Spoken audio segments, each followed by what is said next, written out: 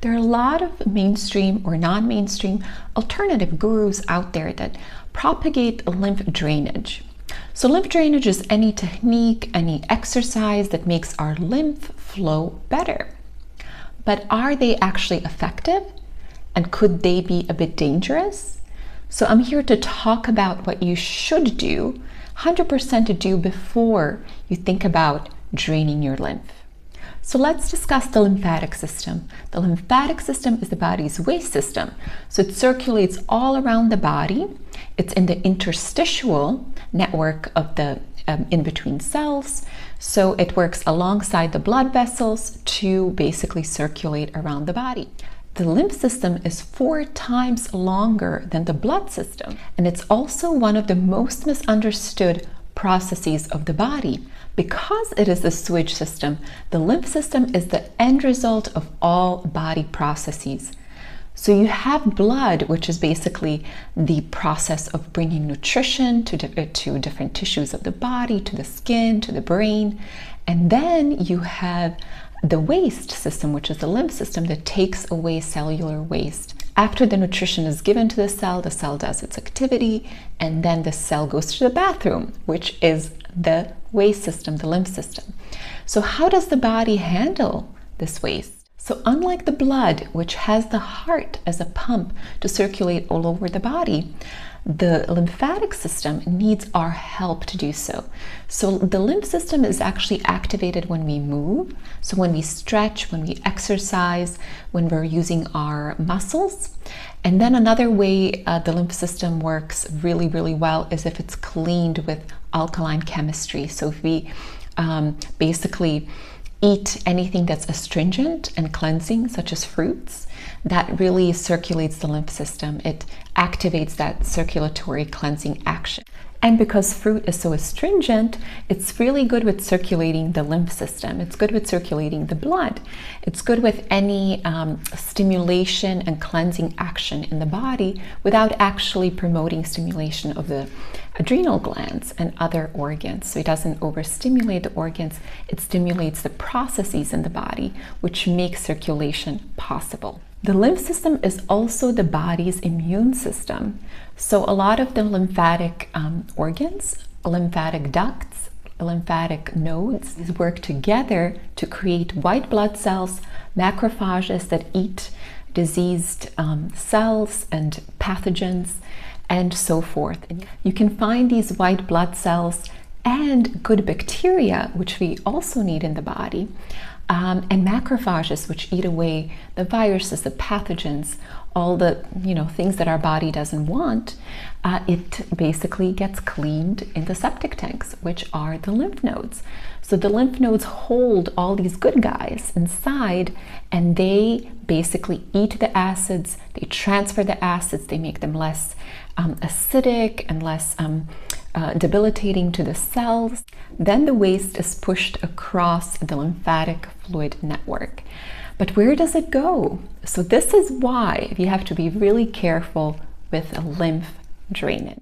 So let's say you do everything correctly. You do all the lymph drainage massages, you touch all the right points that you've been told by, lymphatic masseuse or a lymphatic drainage doctor or so forth. So you're doing everything correctly. You're moving your body, you're exercising, you're doing yoga, which is wonderful for lymphatic drainage and lymphatic movement.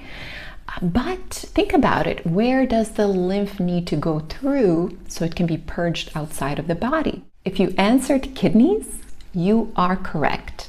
So the kidneys are the filters of the lymphatic system. Your lymph system goes throughout the body, it circulates throughout all the tissues and cells, and then it goes back to the kidneys. So even when you're, massaging your body, you're getting your lymph drainage exercises in, think about it. Are you actually moving the lymph towards the kidneys? That should be the case. You should always move your lymph drainage massage or movements towards the kidneys. The motion should be towards the kidneys, not towards the heart. But what if the kidneys are not working well? So let's say the kidneys have been weakened over the years by a high processed diet, a high salt diet, a high protein diet, which will weaken kidneys, And now they're not working as optimally as they used to.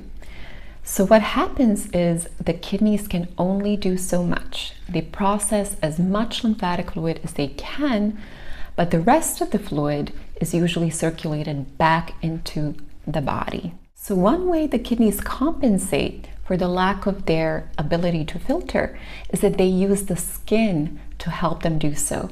So the skin is your third kidney. It is a major detoxification organ next to the kidneys, and it takes over for the kidneys when the kidneys are weakened.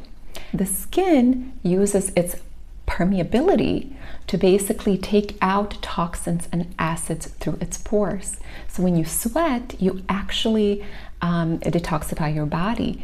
You take acids and anything toxins, anything that's water soluble, any waste that's water soluble is taken out of the body. So the kidneys and the skin and so many other processes, even our lungs, help in all of those detoxification efforts. And then you have the liver that takes care of the non-soluble toxic waste, and it stores it within, and then it alchemizes the process of transformation. So it transforms it into something it can take in and hold on to, and then release when the time is right, when the body is more healthy and when it has more energy to do so. So now the skin takes over. So if you have any skin issues such as eczema, psoriasis, dermatitis, any of those skin issues, that's a sign that your kidneys are working really hard. So imagine the kidneys are now overwhelmed, they're weakened. So what do? They can't detoxify the lymphatic fluid correctly. So they're looking for help. So they go to their third partner, which is the skin, and they ask the skin, please take a lot of this burden from us, and here is all that acidic waste, and try to process that if you can. So the skin, of course, says yes. So the skin works with, the kidneys to do that. But if your skin itself is a weaker organ, so let's say you're born with a weaker skin membrane, then you're going to see the skin struggle. And that struggle is basically the end result, which we call eczema, psoriasis, rashes, dermatitis, all of these skin issues that come about that dermatologists don't know anything really, can't give you answers about, they don't know where it came from. In order to actually drain the lymph correctly, we have to strengthen the kidneys. We have to strengthen their filtration capacity. There are a lot of natural solutions to do so. So kidneys love cleansing chemistry. They love everything simple, and they really enjoy electrolytes. So they're basically gaga goo goo for all the good fruit chemistry. So anything cleansing, watery, electrical, they love that. What they don't like is anything complex, anything that they have to now work to help digest and help assimilate. So anything like complex proteins, that is very, very hard for the kidneys. Of course, complex sugars, which are very different from the fruit sugars, which kidneys love.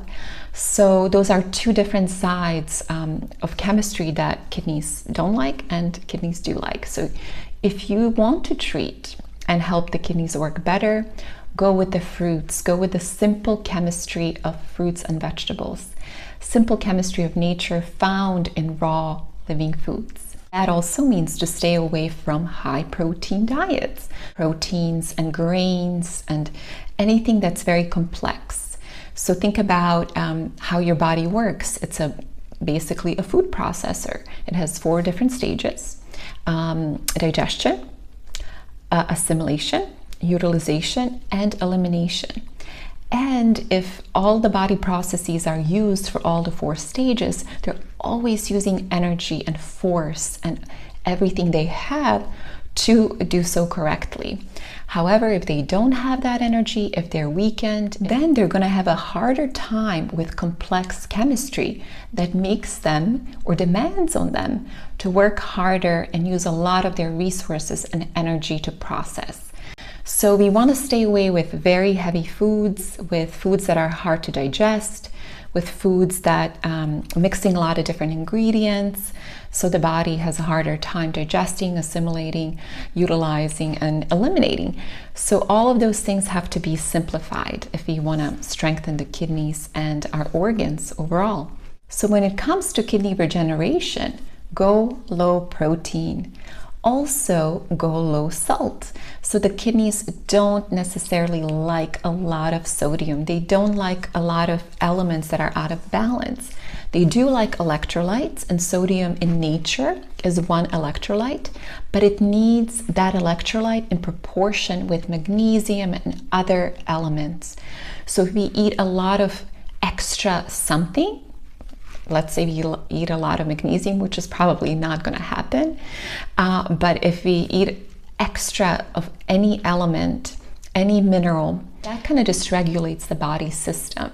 So you want to get everything that you need from the natural way. You always want to internalize different elements, sugars, electrolytes, amino acids, all of those elements play together in natural ratios that make sense, that are designed by natural law to regulate our bodies, to give us the right proportion of nutrients we need. So imagine taking vitamin C from an apple or an orange.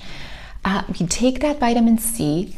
That means we leave out all the other elements that are complementary to making sure that vitamin C is absorbed in our bodies and utilized, and then we blow it up. We create a lot of it in the lab, and then we put it out as supplements. The body cannot process and utilize these isolates in a way that is going to be good for us, and that's the fallacy of most supplements. We need nutrition from ratios that make sense. So in order for that vitamin C to be utilized, it needs that magnesium, it needs that calcium. So all of these nutrients work together for the body to actually utilize and take what it needs from our fuel, which is our food. So always concentrate on getting your nutrition from live foods, from fruits and vegetables. And if you have to cook anything, know that that's going to be a bit harder on the body, especially if it's protein rich or if it's grain. If it's a grain, grains do have enzyme inhibitors, and they do have phytic acid, which is very acidic as well for the guts and the kidneys and the whole system. So we want to minimize all of that when we're healing. We want to give the body simplicity and alkalinity. One of my favorite hacks when it comes to kidneys and kidney health is to have an all-fruit breakfast. So when you wake up, your lymph system is stuck. It's been, your body has been regenerating the whole night, and you're kind of in this flux of, I've been fasting for, 8-9 hours, which you should.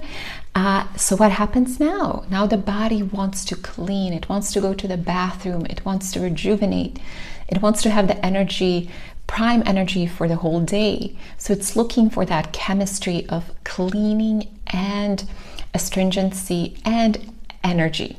So the best thing we can do is give the body fruit, which is all the elements of cleansing and energizing. Just having the fruit for breakfast is going to make a big difference. So aside from food for breakfast and all of, no protein and salt, what else can you do to strengthen kidneys? Well, botanicals. So herbs are very, very important when it comes to organ health and tissue health. So herbs are very tissue specific. So certain herbs are great for the liver, certain herbs are great for the brain. So they all have their kind of magical qualities that help rejuvenate and either detoxify or rejuvenate or tonify a certain region of the body. They all have either hot or cold qualities.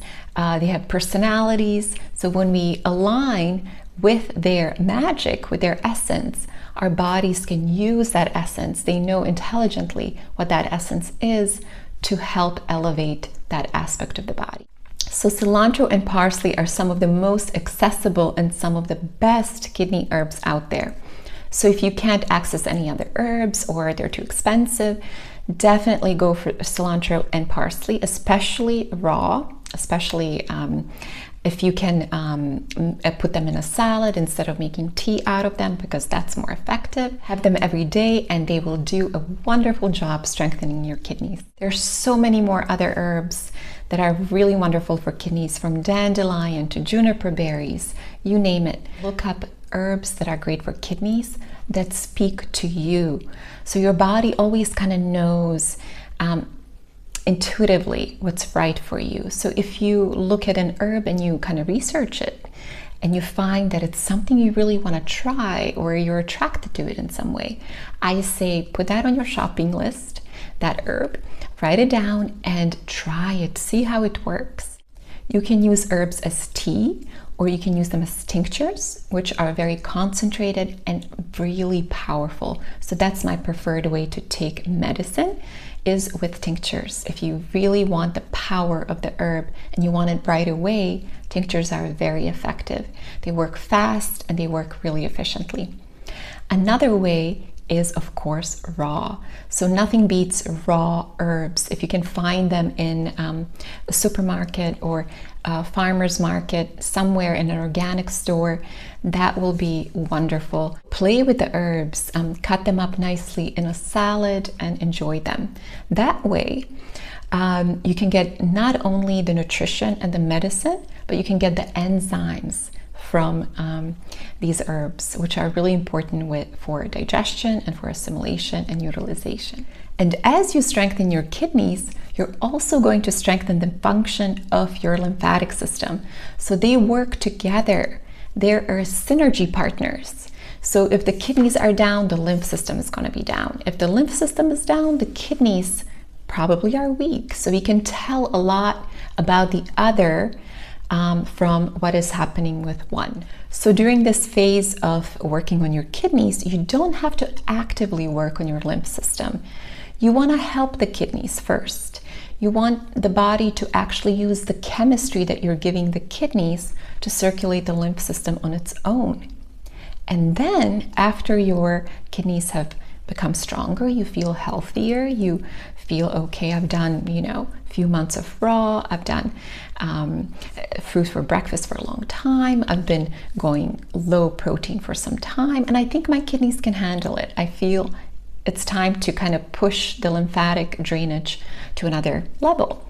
So then you can start doing all these drainage exercises. You can do drainage points, you can get a lymphatic massage, which I recommend after you strengthen your kidneys. So priming the body slowly, letting it adjust, letting it balance itself, just like you are adjusting to daily processes and daily life.